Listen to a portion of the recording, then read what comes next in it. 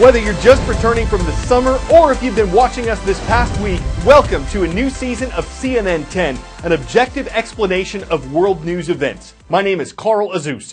Last week's coverage, which you can view online at CNN10.com, had several reports previewing today's top story. It's a total solar eclipse spanning the U.S. from the Pacific to the Atlantic Oceans.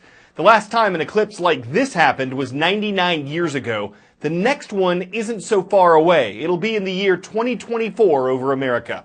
For those directly in the moon's umbra, or shadow, the sky will darken as the moon passes between the sun and the earth. The temperature will drop. Scientists expect animals to behave as if night is falling. Birds will stop chirping. Cows will head toward the barn. Bats and owls might come out to eat. If, like most of us, you're not in the path of the moon's complete shadow, you can watch CNN's live stream of the event from our website, CNN10.com. Some of those who are in the path have spent years preparing for a celestial event that will last less than 3 minutes. Countdown to total eclipse, coast to coast.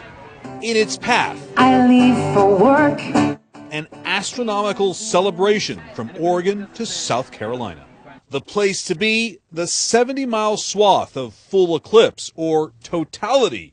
The moon's shadow racing across the country right through 12 states, turning day into night. In Chicago, long lines despite the rain for eclipse viewing glasses. Eclipse traffic already heavy. We're hearing a lot of information about that traffic's going to be real heavy that day. We're going to be staying home. Cities and small towns along the path of totality preparing for massive crowds. You think you could literally double, triple, quadruple the size of this place overnight? Oh yeah, very much so. And the people will be spread out through town. In Idaho, all hands on deck for massive crowds across the country. Friends staying with friends, families coming together, millions on the move, even camping out. You've been planning this trip for how long? At least 7 years. 7 years? Yes. We got 2 vehicles with truck campers, and we left at 4:30 in the morning. We got here about 3:30 in the afternoon. In the path of totality, total eclipse of the theme for everything. It's a chocolate top, it's got the sun ring around it, but then when you break it open, it's full of sunshine and orange creamsicle flavoring. This eclipse unique for the U.S. The last time one went coast to coast here, 1918. Woodrow Wilson was president and the First World War was nearing its end. 10-second trivia. Which of these landmarks would you find at a latitude of 38 degrees north of the equator? Mount Rushmore, Machu Picchu, Damascus, Syria, or the Korean Demilitarized Zone? The area that divides North and South Korea, the Demilitarized Zone, is located on the 38th parallel north. Because the Korean War never officially ended, the DMZ is actually very militarized on both sides of the border. Right now, it's even more on edge than usual following recent missile tests by North Korea, new economic punishments on that country by the United Nations, and upcoming military exercises between South Korea and its ally, the U.S. Those start today. They happen regularly and typically anger the North, which sees them as practice for an invasion. The U.S. and South Korea say they're only practice for defense. But with all this going on, here's a slice of life from the southern part of the DMZ. Art class in the local village school. Today it's all about making felt bags. This scene could be anywhere in the world. It just so happens to be on North Korea's doorstep. Taesung's the only South Korean village within the DMZ, the demilitarized zone between North and South Korea.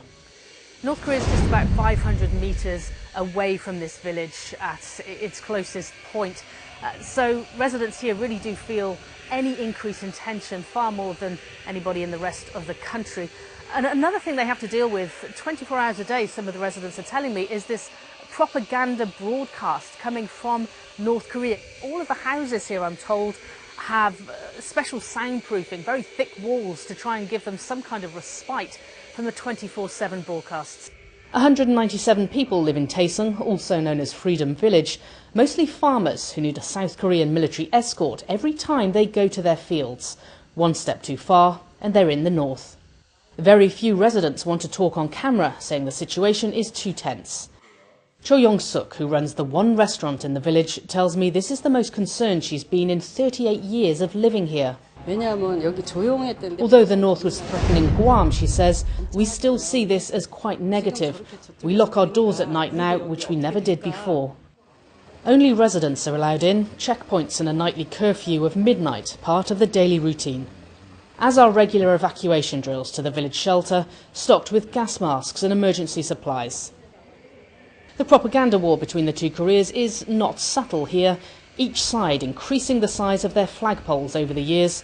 North Korea is currently in the lead with a pole of 165 metres. There have been 2 abductions of Taesung residents by North Korean soldiers over past decades, but no one is thinking of leaving. Amidst the soldiers, the mines, the incessant propaganda music, this is still home. Paula Hancock's CNN, Taesung Village in the DMZ. Siu Tae-wong is a CNN hero, an ordinary person making an extraordinary difference for his work to save sun bears. They're the smallest species of bears. They're classified as a vulnerable species, and dozens of them are getting a second chance to thrive thanks to Wong. The rainforest in Borneo is a very special place. It's just filled with life. Clean air, clean water, and stable climate come from the forest. But this amazing place is slowly disappearing. Sun bear live in tropical rainforest in Southeast Asia. They play very important roles that keep the forest healthy and everything in balance. But the forest in Southeast Asia has been widely deforested. And they face a lot of threat from hunting and poaching. Sun bears are in deep trouble. I grew up by rescuing birds and so on. I study wildlife biology and I met a professor. He was looking for a Malaysian student to do a study on sun bear. I said, hey, I'm your man. When I first started, no one has ever studied sun bears. The more I learn about them, the more I care. The more I care, the more I worry. I have to help them. Okay, let's get started. So this is the portion for chin. I established this center to ensure the survival of the sun bear. Breakfast is served. We have 44 sun bears brought in for various reasons, including people keeping them as illegal pets. So this is Mary. Most people call me Papa Bear. But I want bears to live in the forest and not in captivity. Yeah, open up the door 11 right now. Number 1 is out, number 2, 3.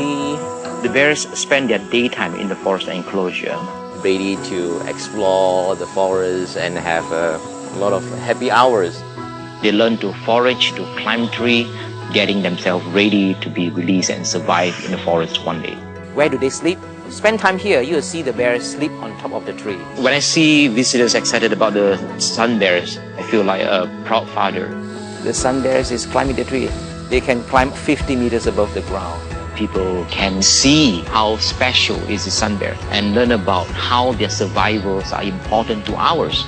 Good boy. Yeah, I know, you're a good boy. I'm very humble of serving the sun bears, but my ultimate goal is everybody can live harmoniously together in the planet we call home.